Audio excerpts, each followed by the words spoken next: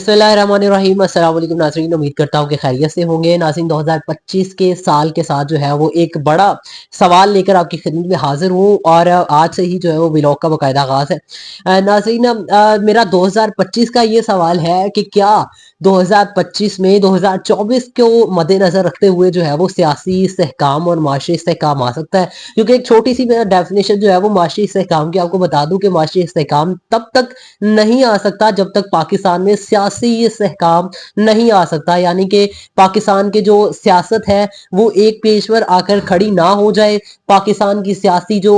सूरत हाल है वो जब तक सही ना हो तब तक जो है वो माशी इस्तेहकाम नहीं आ सकता। उड़ान पाकिस्तान प्रोग्राम का जो है वो बाकायदा आगाज कर दिया शहबाज शरीफ साहब ने और वहां पर आकर जो है वो मजे मजे की गुफ्तगू की। वो मजे की गुफ्तगू भी मैं आपको बताऊंगा, लेकिन उससे पहले 2024 में जो हालात और जो वाकयात हुए हैं वो आपके सामने रखने की कोशिश करूंगा और फिर हम उससे ये अंदाजा लगाएंगे कि क्या 2024 में जो है वो जो मामलात हुए या जो सियासी अदम इस्तेहकाम रहा, क्या उसको आगे चलते हुए अगर वो ऐसे ही आगे चलता है तो 2025 में जो है वो पाकिस्तान की माशत बेहतर हो सकती है 2024 के हालात को देखकर, या 2025 में हमें क्या ऐसा करना होगा और हमें किन ऐसी चीज़ों को अपनाना होगा, वो मुख्तलिफ सियासतदानों की राय के थ्रू भी जो है वो जानने की कोशिश करते हैं। सबसे पहले आपको बताता चलूँ, 13 जनवरी 2024 को पीटीआई से बल्ले का निशान जो है वो वापस लिया गया था। पीटीआई 13 जनवरी 2024 को बल्ले के निशान से महरूम हो गई थी। उसके बाद जो है वो 8 फरवरी को आम इंतखाबात हुए और उसके बाद जो है 3 मार्च 2024 को शहबाज शरीफ दूसरी मरतबा पाकिस्तान के वजीर आजम मुंतखब हो गए थे। और उसके बाद जो है वो 2024 में सिर्फ यही वाकयात नहीं हुए बल्कि 21 मार्च 2024 को जो है वो ट्विटर पर पाबंदी लगाई गई। ट्विटर पर पाबंदी ये लगाई गई क्योंकि वहां पर जो है वो बहुत सारे सियासत से ताल्लुक रखने वाले लोग और जो सियासतदान हैं और उसके अलावा सहाफ़ी जो है वो ज्यादातर जो है वो अपने जो भी ट्वीट्स करते हैं या जो मुल्की और गैर मुल्की जितने भी जो प्रोफेशनल लोग हैं वो ज्यादातर ट्विटर को इस्तेमाल करते हुए जो है वो अपने जाती राय जो है वो लोगों तक पहुंचाते हैं सोशल मीडिया के थ्रू। उसे एक कार आमद जरिया समझा जाता है ट्विटर को। तो 21 मार्च को ट्विटर पर भी जो है वो पाकिस्तान में पाबंदी लगा दी गई थी। उसके बाद 25 मार्च को जो है वो इस्लामाबाद हाई कोर्ट के 6 जजेस जो थे उन्होंने अदलिया पर दबाव डालने की जो है वो एक खत सुप्रीम जुडिशल काउंसिल को लिखा था और ये बहुत ही हंगामा तब मचा था कि 6 जो पाकिस्तान के अदलिया के जो जजेस हैं, इस्लामाबाद हाई कोर्ट के जजेस जो है वो उन्होंने ये हंगामी तौर पे आके खत लिखा था सुप्रीम कोर्ट को कि जो एजेंसीज हैं वो उन पर दबाव डालती हैं फैसले करवाने के लिए। और ये तब एक कहराम मचा था पाकिस्तान में और ये सूरत हाल आप सब लोगों को पता है कि जब 25 मार्च को ये वाकया हुआ था, 2024 में ही ये वाकया हुआ के बाद जो है वो 12 जुलाई को पीटीआई मखसूस नशिस्तों से महरूम हो गई थी। पहले जो है वो 13 जनवरी को जो है वो मैंने आपको बताया कि पीटीआई को जो है वो बल्ले के निशान से महरूम कर दिया गया था, जबकि अब 12 जुलाई को पीटीआई को मखसूस नशिस्तों से भी महरूम कर दिया गया था। उसके बाद 8 अगस्त को एक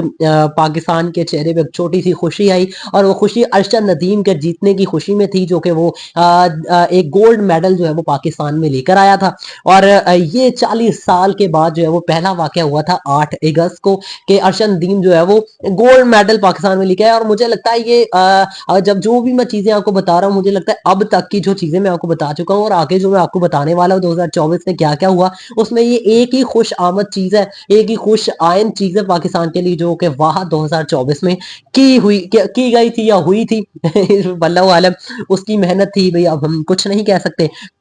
उसके बाद जो है 12 अगस्त 2024 को आर्मी एक्ट की खिलाफ वर्जी करने पर जो है साबिक DG ISI general Faiz Hamid को गिरफ्तार किया गया था, जिन पर जो है वो अब मिलिट्री कोर्ट्स के जो है वो उन पर केस चल रहा है। और वो सारी सी बात है वो फौज से रिलेटेड और फौज ही उसको उन मामला को देखेगी, हम उसमें मुदाखलत नहीं करते, हम उन पर बोलते नहीं हैं। लेकिन 12 अगस्त को जो है वो उनको अरेस्ट किया गया था, तब वो साबिक डीजी आईएसआई कहलवाते थे। उसके बाद जो है 9 सितंबर को पीटीआई के जो है वो अरकान خان کو پارلیمنٹ کے اندر سے ہی گرفتار کیا گیا تھا، اور یہ بہت ہی افسوسناک واقعہ آیا ہوا تھا جس کی ابھی تک جو ہے وہ کوئی معاملات، کوئی صاف شفاف جو ہے وہ انکوائری نہیں ہوئی. ابھی تک اس کا کوئی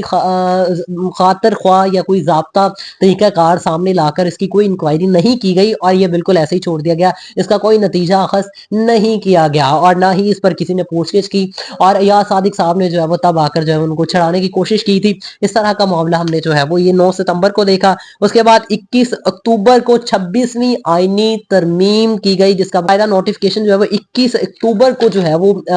پاکستان کے سامنے رکھ دیا گیا تھا، اور کہا گیا تھا کہ پاکستان کی تاریخ میں یہ پہلی دفعہ ایسا ہوا کہ سپریم آئینی بینچز کا جو ہے وہ قیام ہوا تھا. اور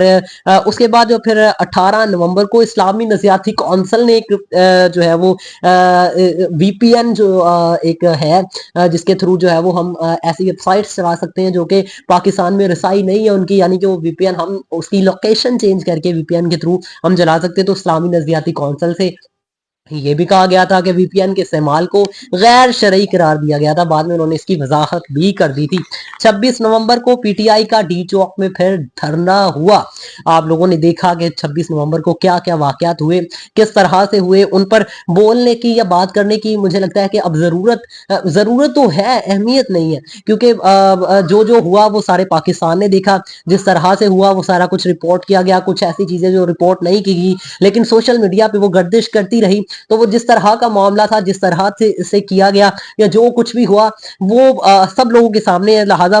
میں صرف اتنا یہاں پر کہوں گا کہ 26 نومبر کو پی ٹی آئی کا ڈی چوک کا دھرنا جو ہے وہ اسے ناکام بنایا گیا تھا. اب یہ میں ایک جملے میں بتا رہا ہوں، اس کے آگے اب اس کو ہم کس طرح سیلیبریٹ کرتے ہیں وہ آپ بہتر جانتے ہیں. اس کے بعد جو ہے وہ دسمبر 2024 کو یہ ہوا کہ 4 اداروں پر، 4 اینٹیٹیز پر پابندی لگائی گئی کہ یہ پاکستان جو ہے وہ ایسا ایک میزائل پروگرام تیار کر رہا ہے جو ڈائریکٹ جو ہے وہ امریکہ کو رسائی حاصل کر سکتا ہے. لہٰذا اس پر پابندی لگائی جائے، ان کمپنیوں پر جو یہ بنا رہی ہے ان پر بھی پابندی لگائی جائے. اور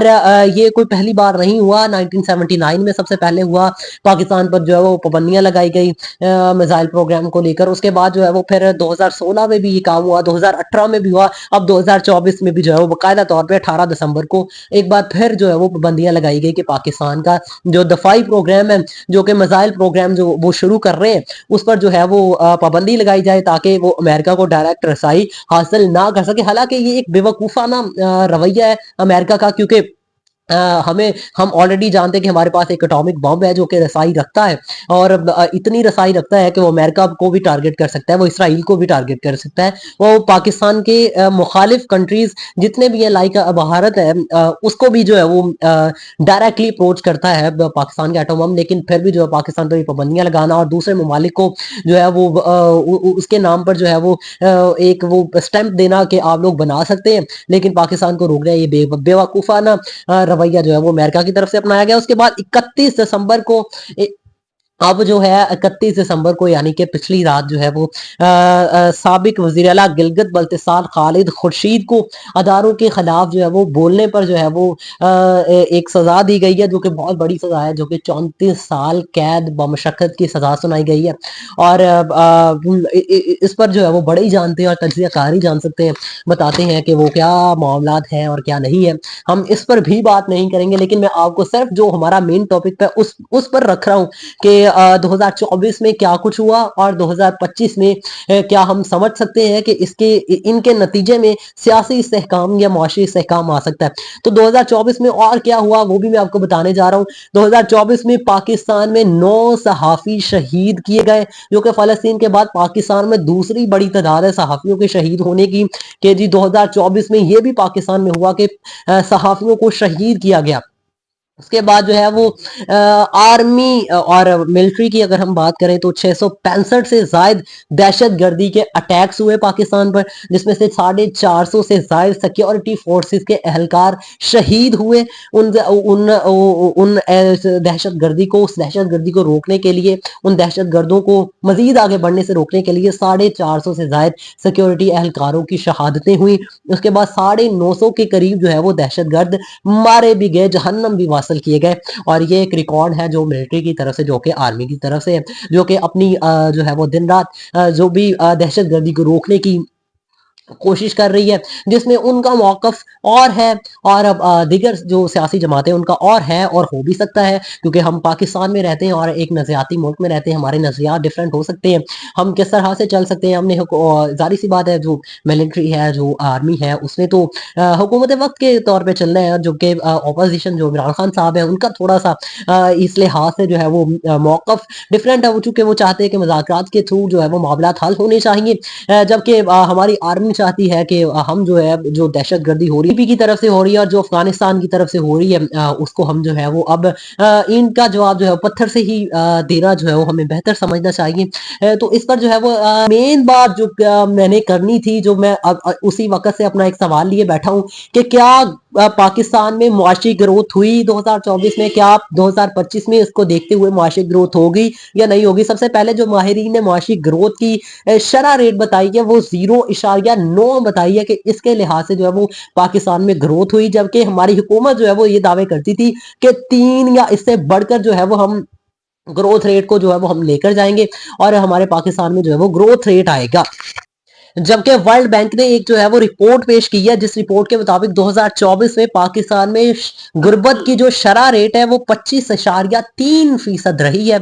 جبکہ ہمارے شہباز شریف صاحب جو ہے جو اڑان پاکستان کا معاہدے کا جو ہے وہ افتتاح کر رہے تھے، تو انہوں نے کہا کہ 5% سے کم جو ہے وہ پاکستان میں مہنگائی کی شرح جو ہے وہ آ چکی ہے. مجھے لگتا ہے کہ ان کو کوئی غلط فہمی ہوئی، وہ اتنا بڑا جو ہے وہ بیان دے رہے ہیں کہ 5% سے کم ہوئی، جبکہ ہمارے ورلڈ بینک کی جو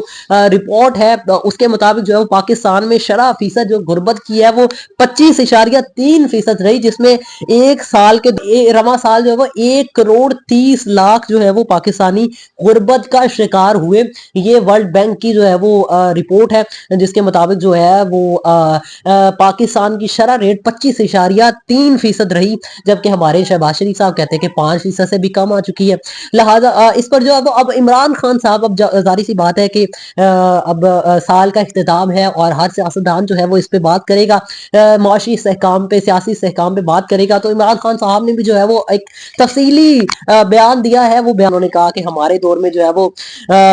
رجیم چینج کا ان کا تجربہ نہ صرف قومی معاشت بلکہ ملک کے مکمل نظام پر بہت بھاری پڑا. 6% شرح نمو پر ترقی کرتی معاشت کو تباہ کر دیا گیا. انہوں نے اس سے آگے انہوں نے بتایا کہ اس سے ملک کو 42 ارب ڈالرز کا نقصان ہو چکا ہے. شرح نمو 6.1 سے سکڑ کر 0.17% پر، جو کہ ابھی